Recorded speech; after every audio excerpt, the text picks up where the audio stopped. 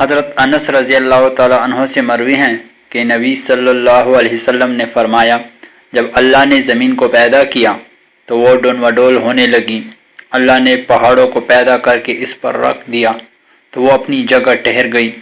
ملائکہ کو پہاڑوں کی تخلیق پر تعجب ہوا اور وہ کہنے لگے کہ پروردگار، کیا آپ نے پہاڑوں سے بھی زیادہ سخت کوئی چیز پیدا کی ہے؟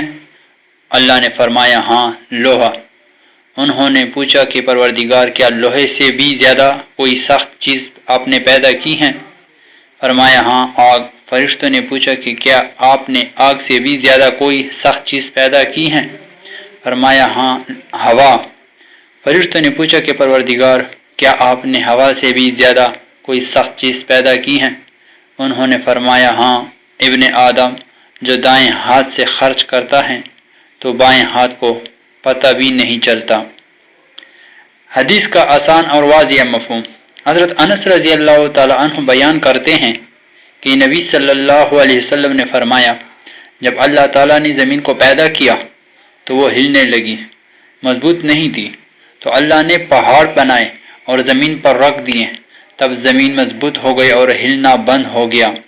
فرشتوں کو پہاڑوں کی طاقت پر حیرت ہوئی۔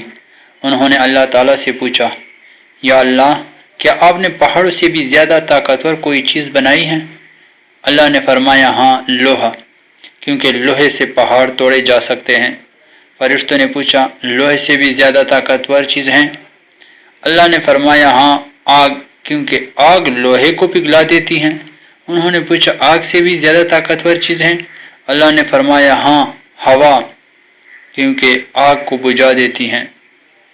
انہوں نے پوچھا، ہوا سے بھی زیادہ طاقتور چیز ہیں؟ اللہ نے فرمایا، ہاں، ابن آدم، یعنی انسان۔ اور انسان کی طاقت کی مثال یہ ہے کہ جب کوئی انسان اللہ کی رضا کے لیے خفیہ طور پر صدقہ کرتا ہے، دائیں ہاتھ سے خرچ کرتا ہے اور اتنی پوشیدگی سے کرتا ہے کہ بائیں ہاتھ کو بھی خبر نہیں ہوتی، تو یہ سب سے زیادہ طاقت اور قوت والا عمل ہے۔ یعنی اس حدیث میں یہ بتایا گیا ہے کہ پہاڑ مضبوط ہیں، اس سے بھی زیادہ لوہا، لوہے سے زیادہ آگ، آگ سے زیادہ ہوا، اور ان سب سے زیادہ مضبوط اور بااثر انسان کا نیک عمل ہے، خاص طور پر اخلاص کے ساتھ خفیہ صدقہ کرنا۔ اللہ کے نزدیک سب سے زیادہ طاقت جسمانی نہیں بلکہ دل کی طاقت، اخلاص اور نیکی ہے۔